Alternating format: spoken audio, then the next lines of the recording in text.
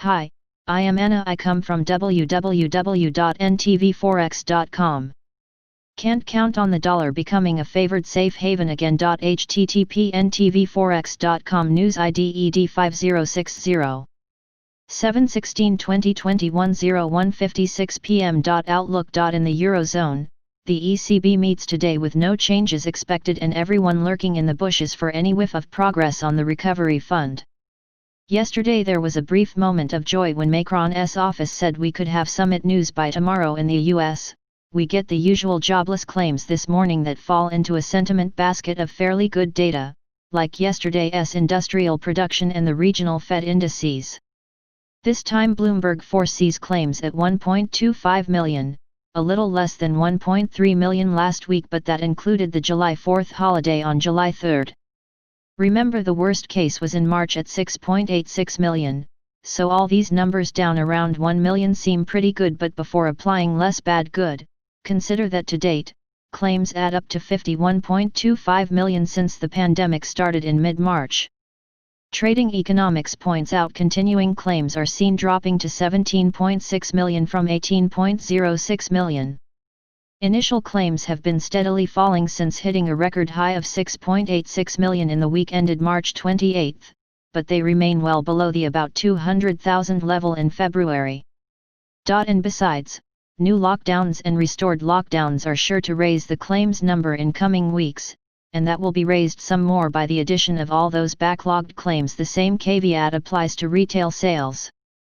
Expectations are for a decent 5.2% rise in June, if not to May's excellent 17.7%. But again, the surge in cases and resulting reapplication of lockdowns came at the end of the month and are rising all this month, so forecasting good numbers for the summer months of July and August is unrealistic. Remember that the Eurozone had good numbers in May, too, and will likely not get a pullback in the summer. How you make up your list of pros and cons on risk appetite, risk aversion is a function of your initial bias. Our own bias is that the stock market, our proxy for risk, is prone to wishful thinking, accepting outrageous assumptions and basically pig-headed.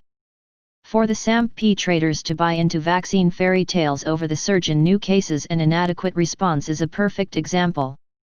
But then reality checking came in last evening, bolstered by the Chinese data and huge 4.5% correction in the Shanghai. We call the equity gang stupid at our peril. Today's data on claims and sales can be interpreted as supporting the recovery scenario, or a warning that the recovery is pushed off into the future some more. Take your pick. But looking forward just a little, we can expect some ugly headlines. First up is the do-nothing Senate sitting on the House bill that extends payroll subsidies set to end next week, plus a slew of other spending. Yesterday former Fed Chief Bernanke wrote an op-ed in the New York Times urging Congress to set aside a big chunk of money for the states and cities doing the frontline work. The problem is that all the big cities and states, notably New York and California, are led by Dems, and the Republicans suddenly remember conservative values when it comes to forking over money to them. This is exactly the same as Texas getting emergency hurricane relief while Puerto Rico starved.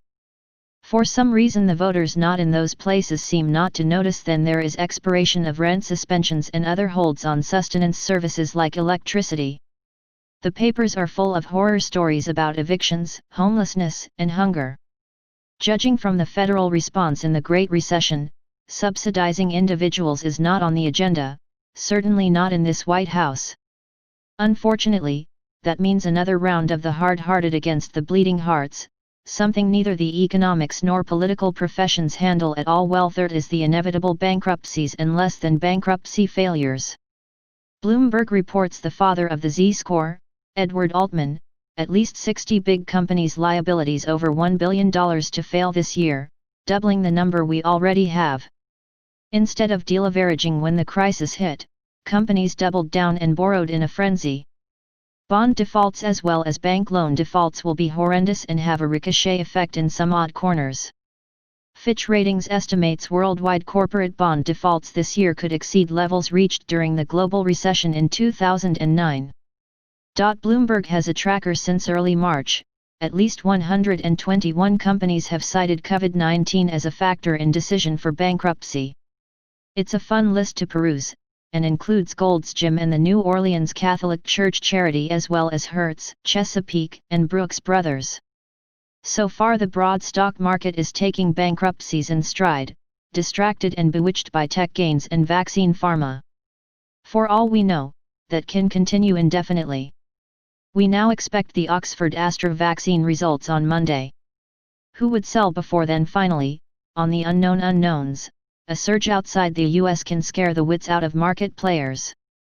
Today it was Hong Kong, with a record 63 new cases and more than half of unknown origins.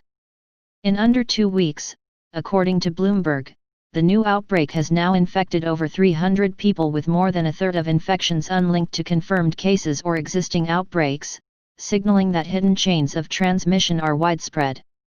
Elsewhere, some reports are coming in that those having been infected and achieved antibodies are not protected for more than a few months against getting it again. The inability in the US in particular to get timely test results is looking more and more like a tipping point against the White House. Everybody wants a test and hardly anyone can get a test, even if they are deathly ill, and even when they get a test, the results are delayed so long, 5-8 days, that they are literally useless. We say there is plenty on the negative side of the ledger to shove the equity gang into a deep depression and thus a flurry of sales, but we can't count on it. Therefore, we can't count on the dollar becoming a favored safe haven again, either, although it certainly gives pause to the developing anti-dollar sentiment. This is an excerpt from the Rockefeller Morning Briefing, which is far larger, about 10 pages. The briefing has been published every day for over 25 years and represents experienced analysis and insight. The report offers deep background and is not intended to guide FX trading. Rockefeller produces other reports in spot and futures for trading purposes. To get a 2-week trial of the full reports plus trader's advice for only $3.95. Click here. Subscribe our channel to receive the news as soon as possible. Thank you for watching.